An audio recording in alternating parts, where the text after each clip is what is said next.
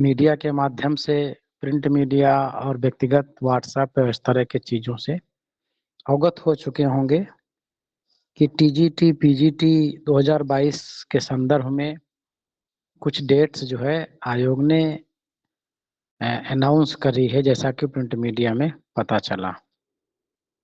4, 5, 11, 12 अप्रैल 2025। क्यों, यही तो है और कुछ है? Good evening sir and all. Good यही इवनिंग। है सर। मतलब जो है 4, 5 और 11, 12 ये कुछ डेट्स हैं। तो संभवतः मान के चलो 4, 5 में टीजीटी, 11, 12 में पीजीटी। आज तारीख है हमारे पास, मतलब तारीख है 4 और 4 को होना है 4 दिसंबर। 4 जनवरी 1 महीना, 4 फरवरी, मार्च, 4 अप्रैल, मतलब सीधे ठीक ठीक चौथे महीना जो है आपको एग्जाम में जाना है, एग्जाम रूम में जो है आपको बैठना है। जैसे कि स्थितियां आज हमारे सामने हैं। अभी तक के ये उहापोह थी कि आखिर कब एग्जाम होगा, कैसे तैयारी करी जाए, क्या स्ट्रेटजी बनाई जाए, 1 महीने में होगा, जनवरी में होगा, कब होगा, एक संशय बना हुआ था। कुछ साथियों का था मानना कि जो है सर अभी थोड़ा और इम्प्रूवमेंट कर लेते, मौका मिल जाता। कुछ का मानना था अभी बेसिक सर नहीं कंप्लीट हो पाया, बढ़िया वो मिल जाए। तो सबकी अपनी अपनी स्थितियां थी, तो एक बड़ी थोड़ा असमंजस की स्थिति बनी हुई थी। लेकिन अब जो है चीजें क्लियर हो गई हैं। अब आपके पास जो है टोटल 4 मंथ आपको पूरे यहाँ पर मिल रहे हैं, जिसमें कम से कम जो है 8 या 10 दिन पहले हम लोगों को अपनी तैयारी पूरी कर लेनी है। 1 हफ्ता पहले करीब में जरूर अपने आप को फ्री कर लेना है पढ़ाई से। यहाँ पर ये कह सकते हैं कि आपके पास अब वो वक्त आ गया है। एक आपने गाना बहुत पहले से चल रहा है, सुना होगा, जिसका हमें था इंतजार, वो घड़ी आ गई, अब फिर हद से गुजर जाना, कुछ लाइन है। तो अब आपके लिए समय भी वही है कि हद से गुजरना है। अब आपको यहाँ पर अब आपको लिमिट को ध्यान में रखना नहीं है। चाहे आप नौकरी कर रहे हो प्राइवेट कहीं पर, या आप प्राइवेट जॉब कर रहे हो, अपना निजी काम कर रहे हो, या कुछ साथी हमारे साथ सरकारी जॉब में भी हैं जो लगे हुए हैं। इवन यहाँ तक के टीजीटी के सिलेक्टेड हैं, पीजीटी के लिए तैयारी कर रहे हैं। यूपीपी में भी कुछ साथी हैं जो लगे हैं अपने साथ, इस ग्रुप में है, पेड में है अपने साथी। सबको जो है अपने अपने काम में एक जो है बैलेंस बनाना होगा, एक समय निकालना होगा। और जो हाउसवाइफ अपने यहाँ ग्रुप में महिला साथी हैं, उनको भी एक इशू रहता है कि सर हमारी फैमिली की जिम्मेदारियां हैं, और होती भी हैं, जेन्युइन है, जिम्मेदारियां हैं सबके पास। लेकिन जिस फैमिली की खुशी के लिए आप इतने दिन से संघर्ष करते आए हो, थोड़ा जो है वहां से समय निकालिए। अब जो है डेली 7:30 पर जो है आपको एट एनी कास्ट फ्री हो जाना है, और 9 बजे या 9 बजे प्लस तक के जो है हमारे 9:15 या 9:30 तक के जो है हमारे साथ आपको बने रहना है। ये 3 महीने जो है, 3 साढ़े 3 महीने लगातार आपको शेड्यूल फॉलो करना है। खाना वाना बनाने की टेंशन रहती है तो पहले बनाइए, बाद में खा लीजिए। 7:30 के पहले बना लीजिए और 9 बजे के बाद जो है खाइए, खिला दीजिए। थोड़ा चाहे किसी की हेल्प ले लीजिए। चीजों को जो है थोड़ा अपने अनुसार मैनेज करिए, क्योंकि समय ऐसा आ गया है क्रूशियल ये। अब इसमें कोई भी किसी भी प्रकार की आपकी परिस्थितियों का बहाना लेकर के आप अपनी किस्मत को दोष नहीं दे सकते, ना अब आपको समय को दोष दे सकते। समय भी मिल गया है, ईश्वर ने आपको बता दिया है कितने दिन के बाद परीक्षा होगी। अब आप फिर आपको जुट जाना है। हम आज उसी सब चीजों पे चर्चा भी करेंगे आपसे। नया टीजीटी का बैच आप लोगों के सबके कल हमने उस पे जो विचार लिए थे, उसके आधार पर नया टीजीटी का बैच जो है फॉर्म कर दिया गया है। लेकिन जो बैच फॉर्म किया गया है इस बार, जो साथी हमारे साथ समर स्टडी में जुड़े थे 1 साल पहले, उनको जो है पछताना पड़ा जो नहीं जुड़े हमारे श्योर सक्सेस स्टडी प्लान में। फुल स्टडी उनको लगा कि सर तो समर स्टडी में जो है दे ही चुके हैं सारा मटेरियल, वही पढ़ेंगे। बाद में उनको लगा तो बाद में सिर्फ पेमेंट करके पीडीएफ लिया उन्होंने, और बाद में पछताते रहे। और जो समय श्योर सक्सेस भी कर चुके हैं हमारे साथ, फुल स्टडी बैच 2 लॉन्च किए गए थे, वो पढ़ चुके हैं। उनको अगर ये लगता है कि अब तो तीसरी बार वही तो पढ़ाएंगे, मटेरियल तो हमारे पास है ही है, सब पढ़ेंगे। तो ये बात मान के चलो, यूट्यूब पे वीडियो कुछ जाएंगे, फ्री ऑफ कास्ट वाले, देख के वो भी पछताएंगे। क्योंकि हम वो कोचिंग सेंटर नहीं है जो एक बार नोट 2013 में बनवा दिया था, अब आज वही पढ़ा रहे हैं। बस ऑफलाइन में कुछ चीजें उसमें करेक्ट करा देते हैं जो बढ़ती जा रही, बस वही कर रहे हैं। 2 बार पढ़ाया है, दोनों बार नया नोट्स आया है, और तीसरी बार पढ़ाने जा रहे हैं, तीसरी बार भी नया नोट्स है। तो सबसे पहले आज हम लोग जो है पढ़ लेते हैं थोड़ा, और पढ़ने के बाद जो है हम रेस्ट टॉपिक पे बात करते हैं कि इसका क्या हमारी स्ट्रेटजी होगी, क्या इसका प्लान होगा, बाकी अन्य चीजों पे। अगर आप टीजीटी के सिलेक्शन के लिए बहुत ज्यादा गंभीर हैं और सिलेक्शन चाहते हैं, तो कम से कम हमारे साथ अगले 15 से 20 मिनट लगातार बने रहिएगा। आपको ये पता चल जाएगा कि आपने जो तैयारी करी है वो किस स्तर की करी है। अगर आप ये समझते हैं कि हमने तैयारी पूरी कर ही ली है, अब हमको सिर्फ एग्जाम में ही जाना है, तो आपको ये पता चल जाएगा ये चीज तो शायद हमने जानी है कि नहीं जानी है, ये जरूरी है कि नहीं जरूरी है। तो सबसे पहले हम थोड़ा पढ़ते हैं। विलियम शेक्सपियर का आज एक प्ले हम पढ़ लेते हैं, हेमलेट। हेमलेट बहुत बार आपने पढ़ा होगा, हमने खुद 3-4 बार पढ़ाया है। 3 बार तो उसमें पढ़ाया, अभी जो टीजीटी विनर टीजीटी बैच, यही बैच इसके पहले जब चल रहा था उसमें भी हमने हेमलेट पढ़ाया। आज जो हेमलेट हम आपको पढ़ाने जा रहे हैं उससे भी डिफर है। मतलब हम 15 दिन के पहले जो नोट्स बनाए थे आपको देने के लिए, पढ़ाए थे, उससे भी अलग जो है आपको यहाँ पर कुछ चीजें मिलने वाली हैं। तो चलिए सबसे पहले आज हम पढ़ते हैं, फिर इसके बाद हम आप लोगों से बात करते हैं। हमारा स्क्रीन सभी साथियों को क्लियर हो, आवाज बढ़िया आ रही हो तो रिप्लाई कर दें एक बार। Both are clear sir, both are clear. चलिए ठीक है। Everything is clear, sir. William Shakespeare का प्ले है Hamlet the prince of Denmark. Original play, originally जो प्ले है लगभग माना था कि अर्ली 17th सेंचुरी का है, लेकिन जो इसकी परफॉर्मिंग डेट है, कमिंग ईयर आता है, वो 1600 या 1601 दोनों आपको डेट्स जो है मिल जाएंगी। फर्स्ट क्वार्टो 1603 में आता है, और सेकंड जो है जिसे बैड क्वार्टो के नाम से भी जाना जाता है, और फिर जो है सेकंड क्वार्टो में भी आता है 1604 टू 1605 भी आपको डेट मिल जाए तो आश्चर्यचकित न होइएगा। ये जो है इस सेकंड क्वार्टो में पब्लिश होता है, जो एक अथॉरिटिव टेक्स्ट माना जाता था। फिर लास्ट में जो है फर्स्ट फोलियो में आता है 1623 में। विलियम शेक्सपियर की 4 ग्रेट ट्रेजेडीज में से नंबर 1 पर आता है। क्वेश्चन यहाँ से बनना है, मिनिमम 2 क्वेश्चन, हो सकता 3 या 4 क्वेश्चन, 2 तो बनना है, 3 भी दे सकता है यहाँ से। तो लास्ट इसका पब्लिकेशन जो मतलब अथॉराइज्ड जो पब्लिकेशन हुआ वाइडली, तो वो 1623 में हुआ। हालांकि बाद के फोलियो में भी आता रहा, लेकिन पहला यही कंसीडर किया जाता है। ये फेज थर्ड में आता है विलियम जे लॉन्ग के अकॉर्डिंग 1600 टू 1607 जो इनके लिटरेरी पीरियड माना जाता है शेक्सपियर साहब का, उसी में जो है ये आता है। इसकी जो प्लेस की सेटिंग है इल्सेनर डेनमार्क मानी जाती है, और जो इसका ट्रेजिक फ्ला है इनडिसीजन और प्रोकास्टिनेशन, टालमटोली और निर्णय ना लेने की स्थिति में जो है ट्रेजेडी हो जाती है। अब भी जो है जो साथी हमारे साथ जुड़े हुए हैं, निर्णय नहीं ले पा रहे हैं कि यहाँ जुड़े कि वहां जुड़े कि उस कोचिंग में जुड़े कि वो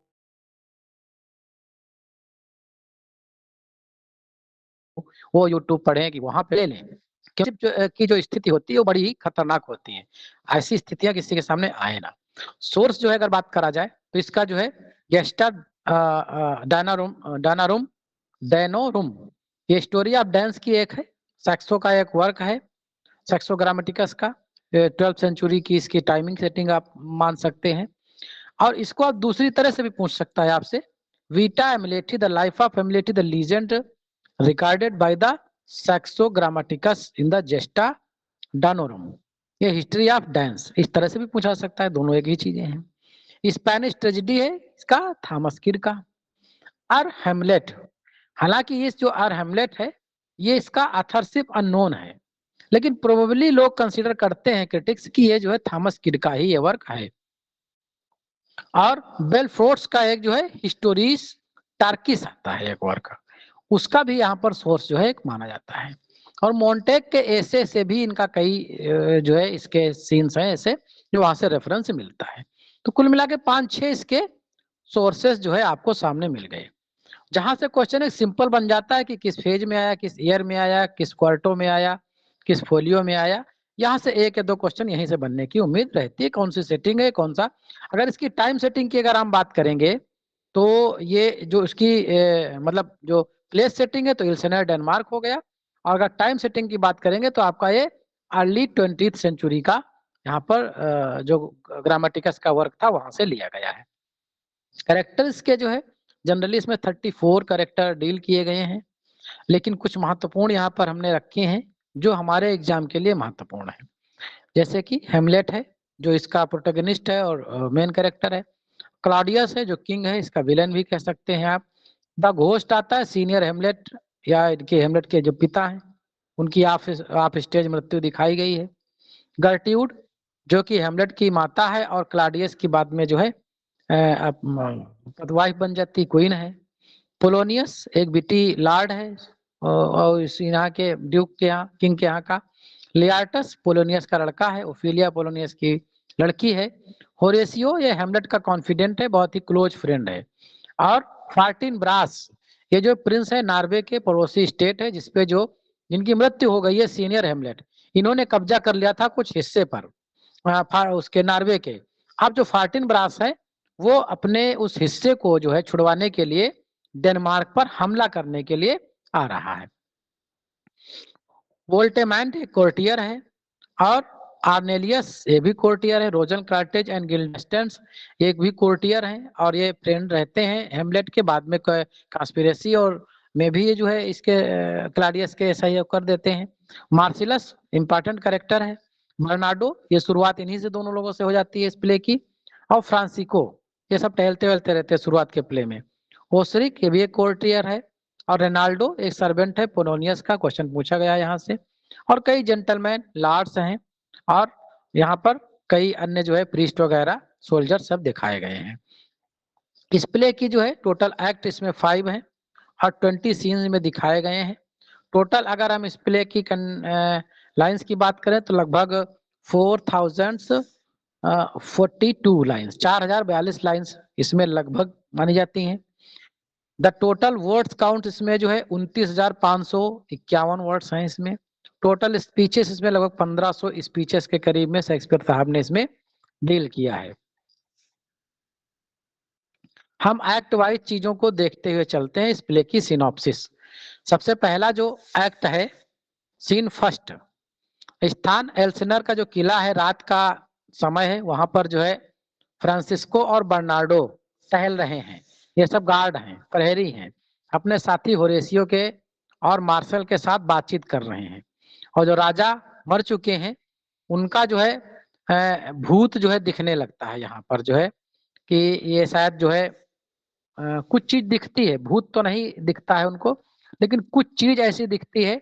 तो फिर ये पूछते हैं हु इज देयर। आपके सामने ओरिजिनल टेक्स्ट आ गया, प्ले का दिख रहा होगा, ये प्ले का ओरिजिनल टेक्स्ट है, दिख रहा कि नहीं दिख रहा? Yes sir.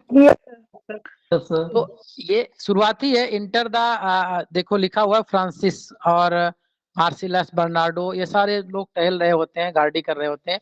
बर्नार्डो को कुछ लगता है कि कुछ चीजें जो है ऐसा दिख रहा है तो पूछता है हु इज देयर। तो ये भी क्वेश्चन बना हुआ है कि इस प्ले की शुरुआत जो है कहाँ से होती है, किस वर्ड से होती है। तो एक चीज ये ध्यान दे लो कि हु इज देयर से इसकी शुरुआत होती है।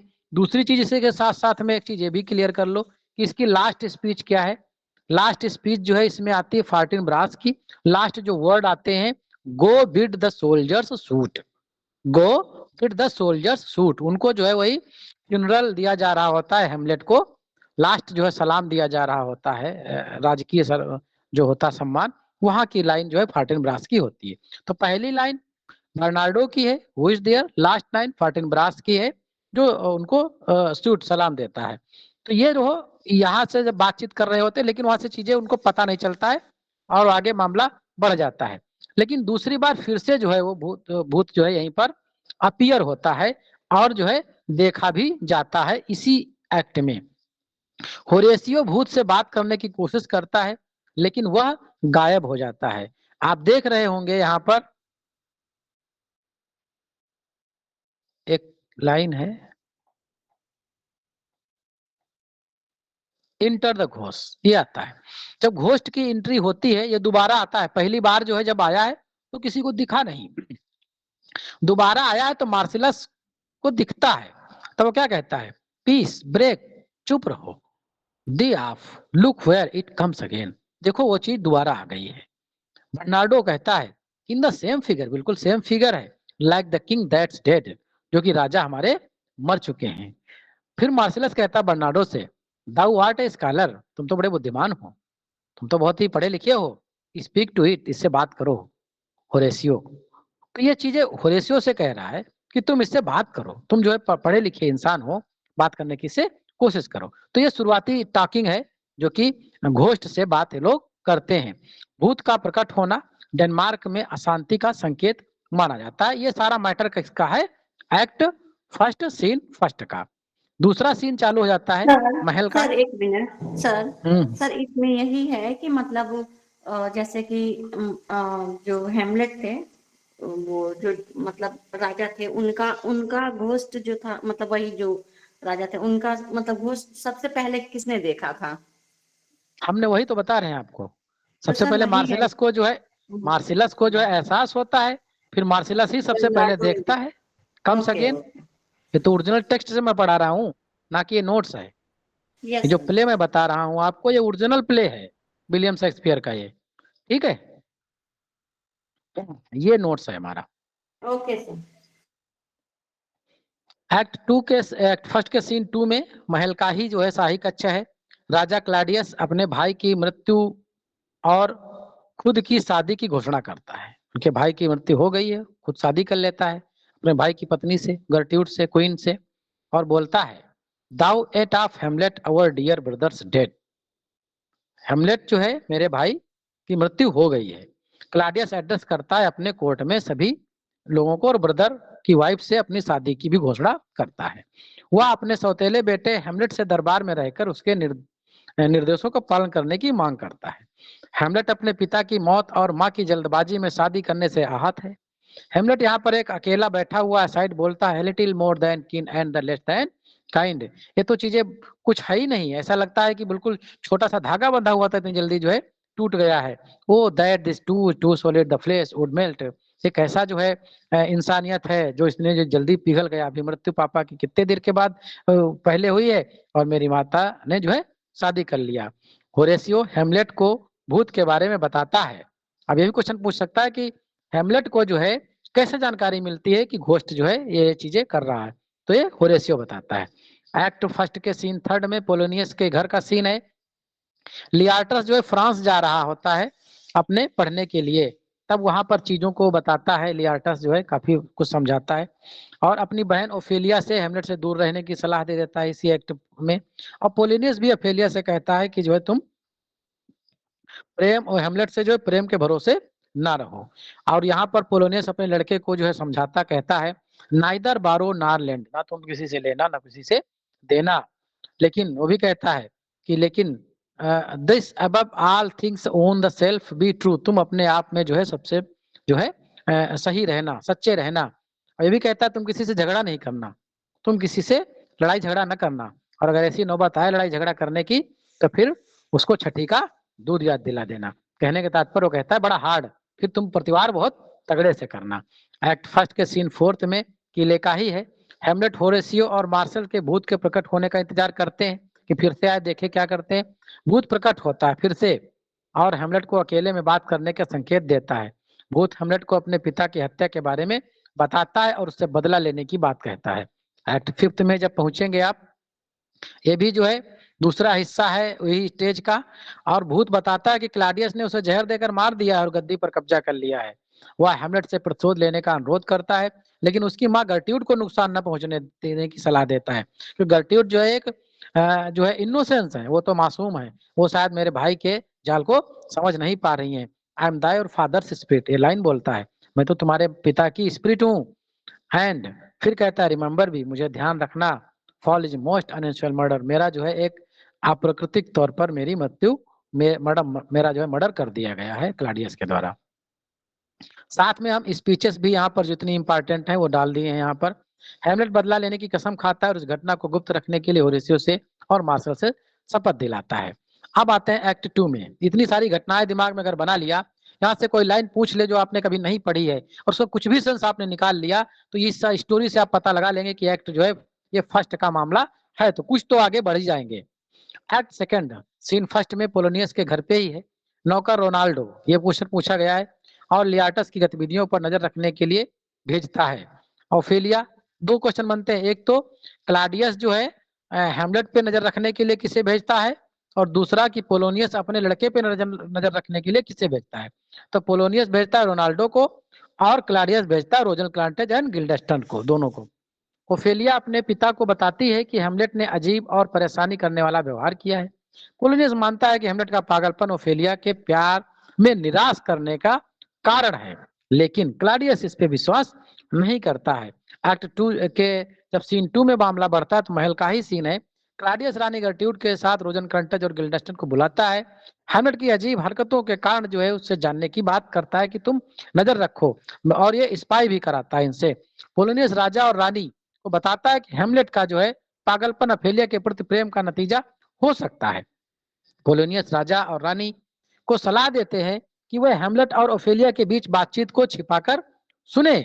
हैमलेट रोजन क्लांटेज और गिल्डेस्टन से मिलता है और उनकी मौजूदगी में के उद्देश्य को भांप लेता है कि आखिर ये लोग आए क्यों हैं, मेरे जो है साथ जासूसी करने आए हैं। What a piece of work is a man, इसी में बोलता है एक्ट 2 के सीन 2 में, ये लाइन फेमस है, what a piece of work a man. मानो कि जो है एक असाइड है जो अपने आप जो है डिलेमा जो उसका चीजें चल रहा है वो चीजें निकल के यहाँ पर आती हैं। यहाँ से साथ ही में कुछ नाटककार महल में आते हैं और हैमलेट उन्हें एक नाटक द माउस ट्रैप, जिसका नाम है, जिसे प्ले विद इन प्ले भी कहते हैं, तैयार करने के लिए कहता है, जिसमें वो अपने पिता की हत्या के दृश्य को शामिल करने की बात करता है। वो इस नाटक के दौरान क्लाडियस से व्यवहार को देखकर सच्चाई पता लगाने का इरादा बनाता है। एक्ट 3 के सीन फर्स्ट महल का ही बंद होता है। क्लाडियस और पोलोनियस हैमलेट के व्यवहार का कारण जानने के लिए ओफेलिया का उपयोग की योजना बनाते हैं। तभी जो है वो बोलता है to be or not to be, एक मोनोलॉग है, ये तो पूछी गई लाइन है कि किसने बोला, तो हैमलेट ने बोला। किस एक्ट किस सीन में आता है, एक्ट 3 के सीन फर्स्ट में ही आता है और महल की सीन है, और ये मोनोलॉग है हैमलेट का। और कभी कभी ये सोलिलोकी में ही कंसीडर किया जाता है, तो सोलिलोकी मोनोलॉग कुछ भी है ये ध्यान रखिएगा। To be or not to be, that is the question. ये जो है अपने आप में ही चीजों को सवाल कर रहा है। ओफेलिया हैमलेट से बातचीत करती है, लेकिन हैमलेट का व्यवहार कठोर और अपमानजनक होता है। हैमलेट यह संकेत दे देता है कि वह विवाह में विश्वास नहीं करता। क्लॉडियस का मानना है हैमलेट का पागलपन प्रेम से नहीं बल्कि किसी गहरे खतरे से प्रेरित है।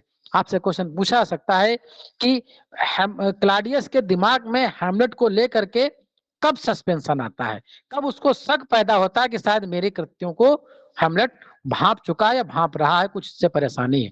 तो ये एक्ट 3 में आता है और सीन फर्स्ट में ऐसी जानकारी क्लॉडियस को मिलती है।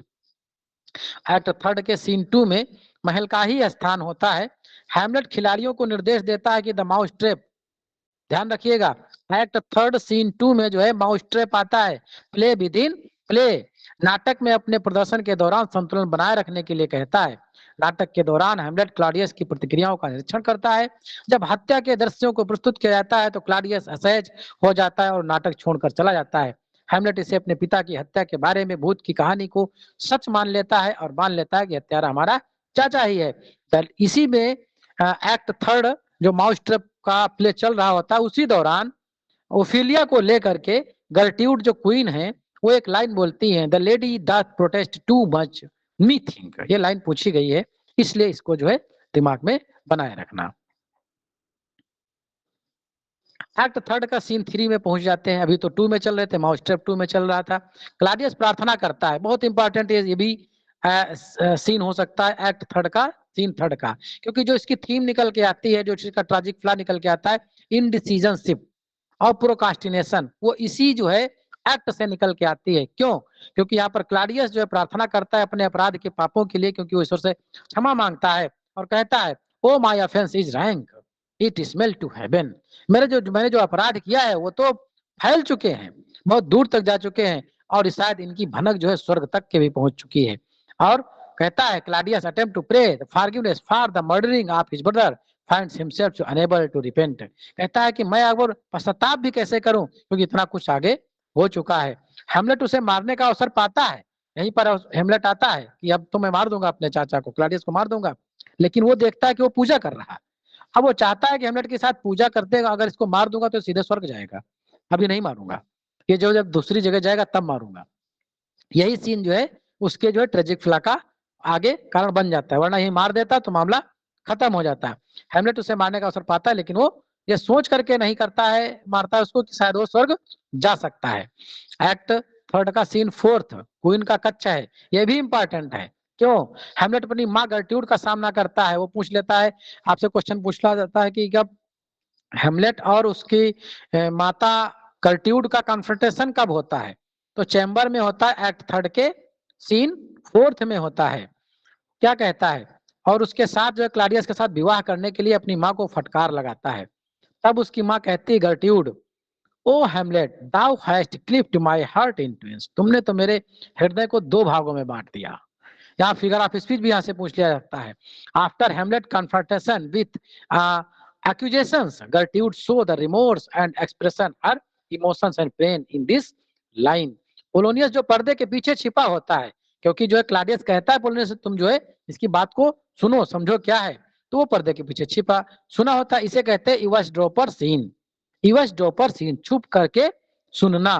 तो ये भी पूछा गया क्वेश्चन है कि इवसड्रॉपर सीन कहां पर आता है, एक्ट थर्ड के सीन फोर्थ में आता है। यही कन्फ्रेशन सीन है, यही माँ और बेटे के बीच की बात का सीन है, और यही जो है oh Hamlet thou cleft my heart in twain, ये भी एक्ट थर्ड का सीन फोर्थ ही है। पोलिनस जो पर्दे के पीछे छिपा है, हेमलेट और गर्ट्यूड की बातचीत को सुन रहा होता है, हस्तक्षेप करने की कोशिश करता है। हेमलेट गुस्से में पोलिनस को मार देता है, सोच करके वो शायद क्लाडियस है, और हेमलेट पोलिनस की वहीं पर हत्या हो जाती है। भूत फिर से प्रकट होता है, फिर से कब आता है, एक्ट थर्ड के सीन फोर्थ में आता है। प्रकट होता है और हेमलेट को याद दिलाता है कि वह गर्ट्यूड को नुकसान न पहुंचाए, क्योंकि हेमलेट जो है अपनी माता को जो फटकार रहा था, सोचो एक पति पत्नी का कितना अटूट जो है यहाँ पर विलियम शेक्सपियर ने प्रेम संबंध दिखाया है कि मर गया है उसका हस्बैंड, भूत बन गया है, लेकिन तब भी जो है अपनी वाइफ को जो है वो किसी भी प्रकार के दर्द में नहीं देखना चाहता, जबकि अब जानता है कि मेरी वाइफ अब दूसरे की वाइफ बन चुकी है। भूत गर्ट्यूड अब मानने लगती है कि हेमलेट जो है सचमुच पागल है, अब क्योंकि उसको पता नहीं चलता है कि भूत का मैटर इनका कुछ चल रहा है, भूत के बारे में ये अननोन होती है।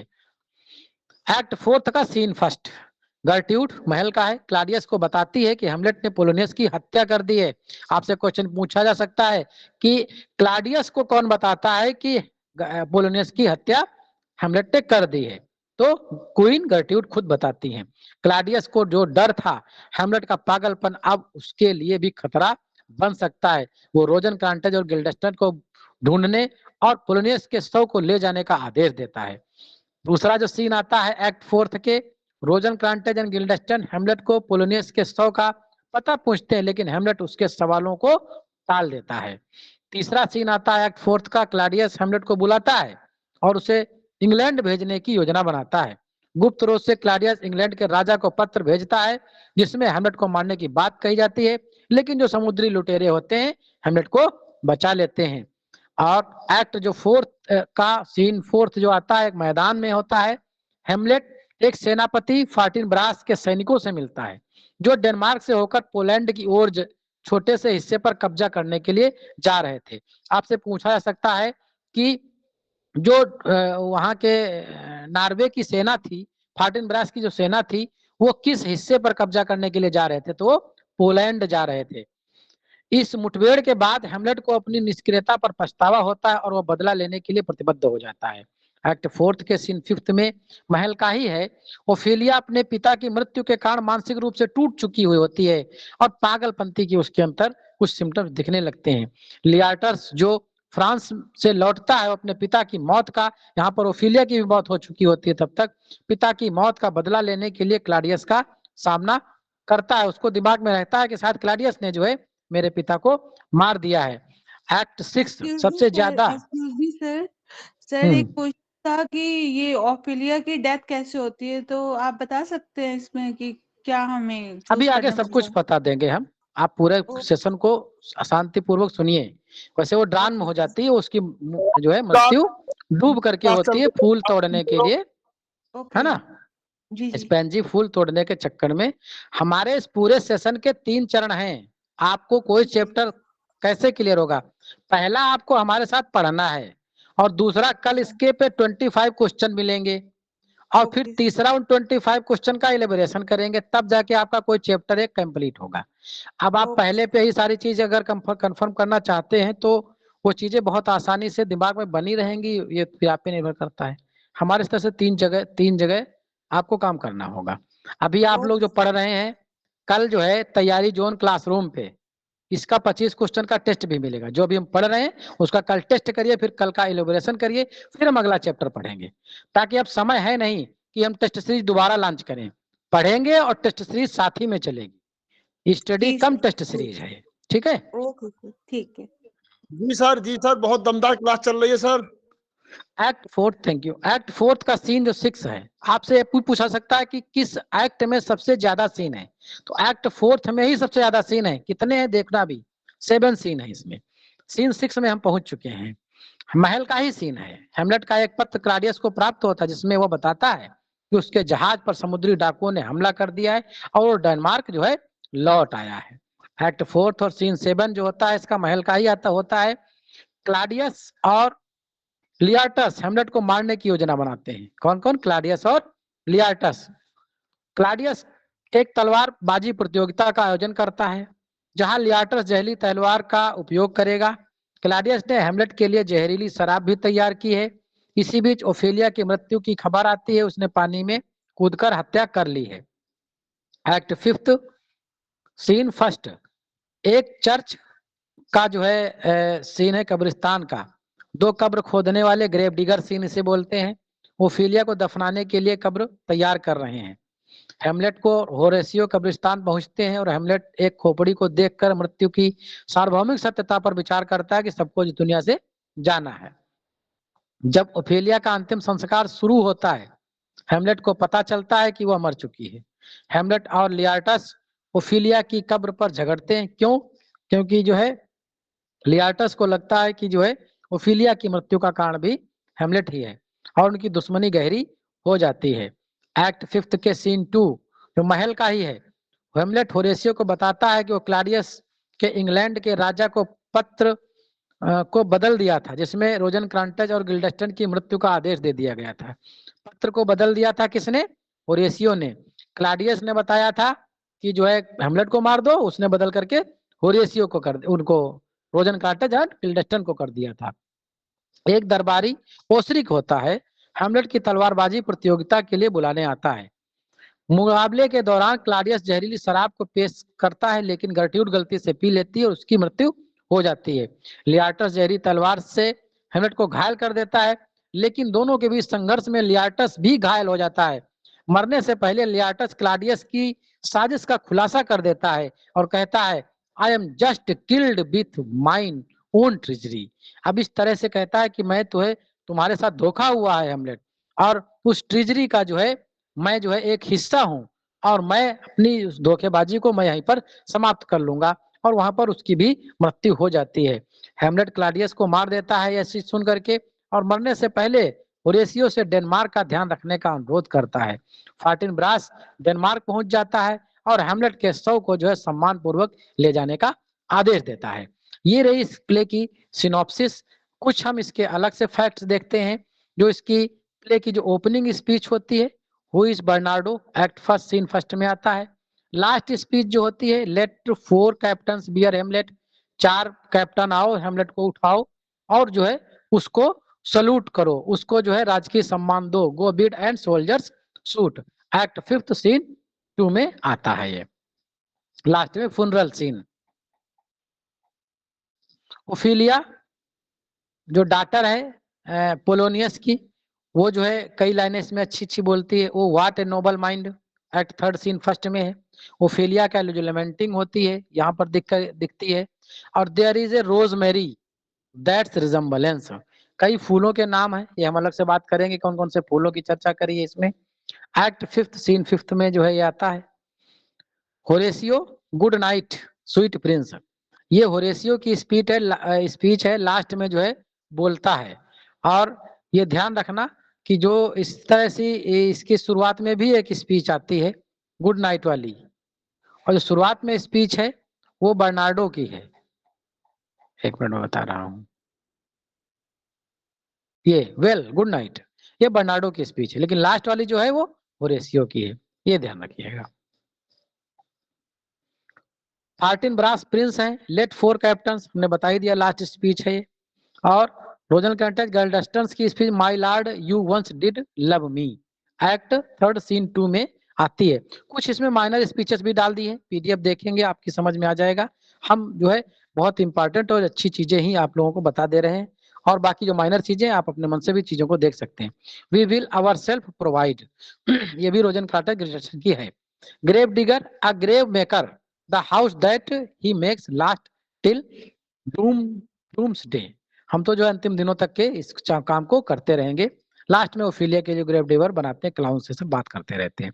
ओसरिक का sweet lord if your lordship were at leisure, ये जो ओसरिक की स्पीच आती है एक्ट 5 के सीन 2 में आती है। कुछ सॉलिलॉकीज हैं, हैमलेट की टोटल 7 सॉलिलॉकीज हैं। इसमें जो है वही टू सॉलिड फ्लश वाली, ये सारी की सारी ऊपर लगभग हम चर्चा कर चुके हैं। इनको हमने एक साथ कलेक्ट कर दिया है 7 की 7 हैमलेट की। सॉन्ग्स इसमें बहुत महत्वपूर्ण हो सकते हैं, 3 सॉन्ग्स हैं और वो सारे के सारे सॉन्ग्स ओफिलिया के द्वारा गाए जाते हैं। एक्ट 4 के सीन 5 में ये आते हैं। And why I would my father's looked but now, how should I your true love know from another's one, from bonny sweet Robin's is all my joy. कुछ जो है हेमलेट को लेकर के डेडिकेशन में गाती है, कुछ अपना जब पिताजी इसके खत्म हो जाते हैं तब जो है परेशान होकर के गाती है, लेकिन ये सारे सारे जो है एक्ट 4 के सीन 5 में ही होते हैं। घोस्ट ऑफ द किंग जो है हम इसमें लगभग कई जगह आपको 4 मिल जाएगा कि 4 बार जो है प्रेजेंट होता है, 5 बार जो है इसका रेफरेंस पूरे प्ले में मिलता है। एक्ट 1 के सीन 1 में ही आता है ये, और फिर एक्ट 1 के सीन 4 में आता है, और एक्ट 1 के सीन 5 में आता है, एक्ट 3 के सीन 4 में भी आता है, लेकिन एक्ट 5 के सीन 2 में जो है इनडायरेक्ट मेंशन किया गया, डायरेक्ट मेंशन नहीं है। तो ये चीज निर्भर करेगा कि जो है क्वेश्चन का मोड क्या है, कैसे चीजें पूछी गई हैं। टोटल इसमें 9 डेथ्स जो है दिखाई गई हैं।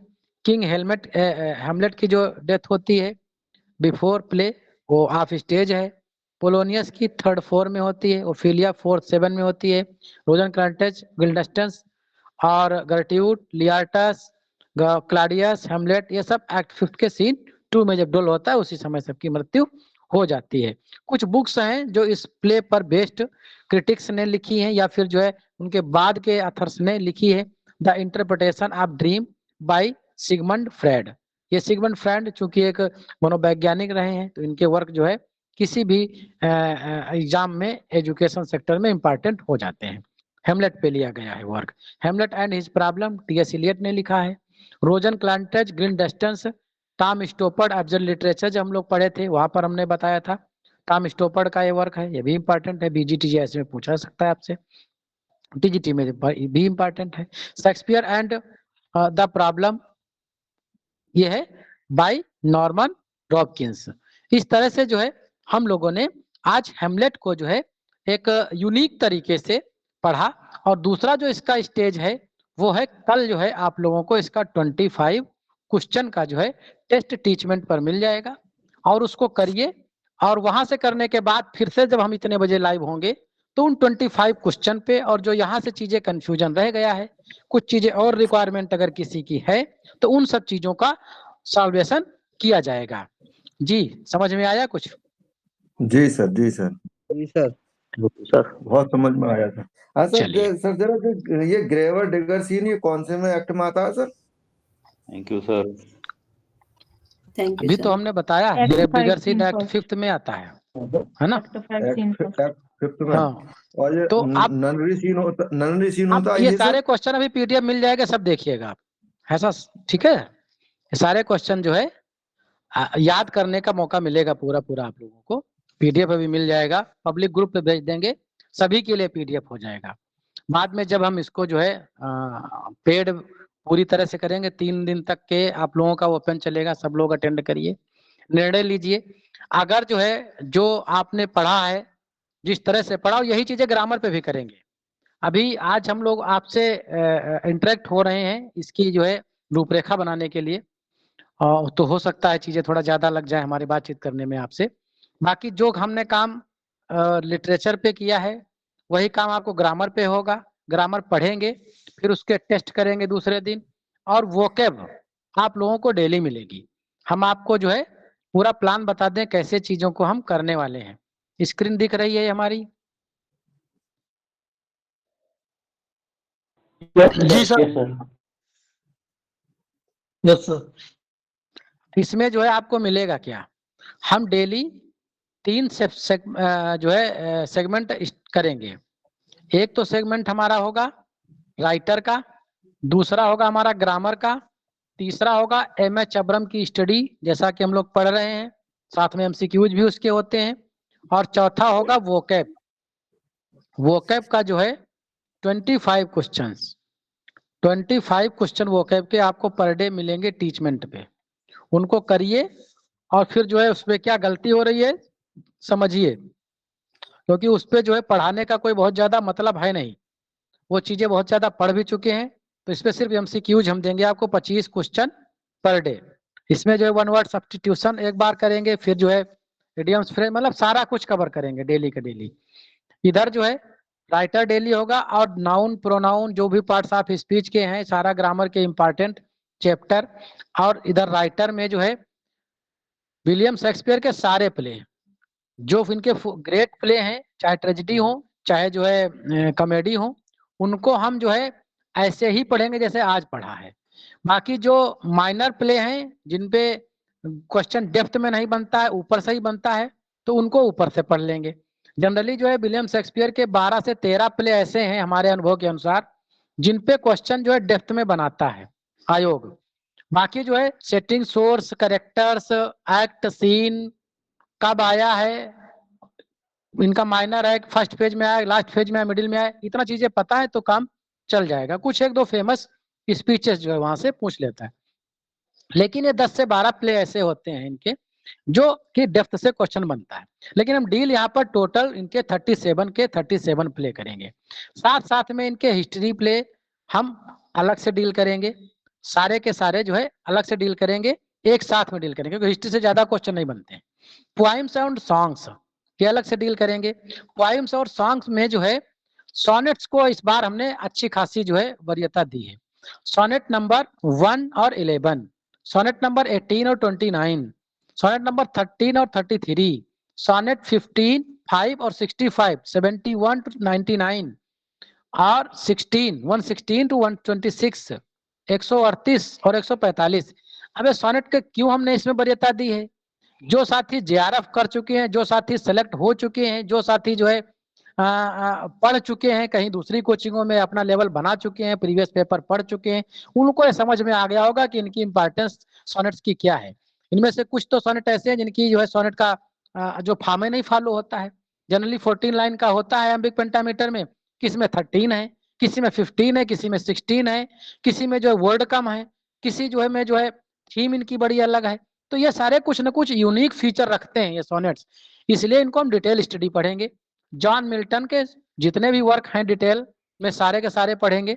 कुछ का हम जो टेक्स्ट पढ़ सकते हैं टेक्स्ट पढ़ेंगे, बाकी नोट्स यूनिक नोट्स देंगे जो शायद अभी तक के आपने किसी कोचिंग में नहीं पाया होगा, जो पाए हैं हमारा इस पूरे बैच का। मतलब ये कतई नहीं है कि आपको जो है हम ही पूरा ज्ञान दे रहे हैं, हमें मान के चल रहे हैं कि आप अब तक के पढ़ाई में आप इसको 2-3 बार पढ़ चुके हैं पूरे सिलेबस को। अगर आप 2-3 बार पढ़ने के बाद आपने ये लेवल बना लिया है कि 90 क्वेश्चन करने की आपने क्षमता बना ली है अपनी, हमारी चीजों को ये ऐड कर लेंगे, हमारे इस बैच को आप 100+ कर लेंगे अपने आप को, 10 क्वेश्चन प्लस हो जाएंगे, 100+ कर लेंगे, निश्चित तौर पर 100+ कर लेंगे। और अगर आपने जो है 100 की बना रखी है तो उसमें भी 5 से 7 क्वेश्चन आप ऐड कर सकते हैं, क्योंकि हम आपको रिवीजन भी करा देंगे और साथ में कुछ यूनिक पॉइंट भी बता देंगे जो शायद जो है आपको मार्केट की बुक में भी नहीं मिलने वाले और ना ही किसी कोचिंग में बताया गया होगा।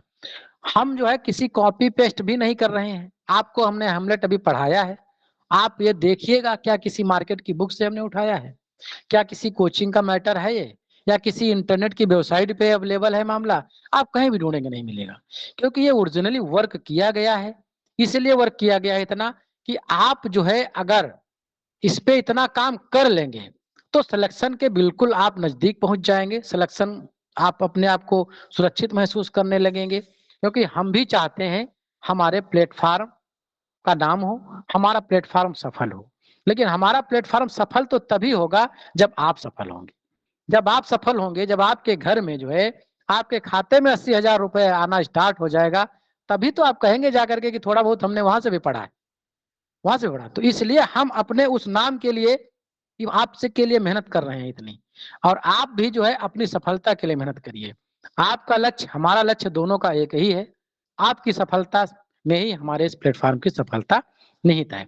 तो इस तरह से जो है हम पूरे वर्क गर्ल्स वर्दी पे जनरली आपको मैटर मिलेगा ही नहीं कहीं, मार्केट की जो एक आध बुक भी है तो उसमें मैटर बड़ा ऑड दे रखा है, डेट्स में भी आपको बड़ा कंफ्यूजन मिलेगा।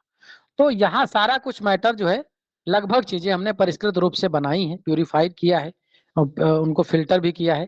तो दास वर्दी पे अच्छा खासा हम प्ले वाइज और उनके वर्क वाइज काम करेंगे। इस तरह से हमने 75 टॉपिक बनाए हैं राइटर और लिटरेचर के, और ग्रामर के all initial topics will be covered here.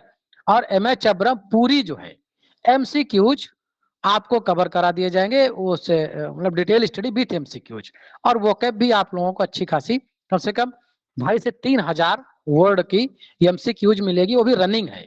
Running sense मतलब होता है या तो जो है यूपी में या उत्तर प्रदेश के पड़ोसी जिलों में या पूरे पड़ोसी स्टेट में या पूरे इंडिया में कहीं पर भी टीचिंग से रिलेटेड जो एग्जाम्स हो रहे हैं या जहां पर इंग्लिश की वोकैब पूछी जा रही है और वो वोकैब पूछी गई, वो सारे के सारे क्वेश्चन यहाँ पर एमसीक्यूज में अलग से बनाए दिए गए हैं।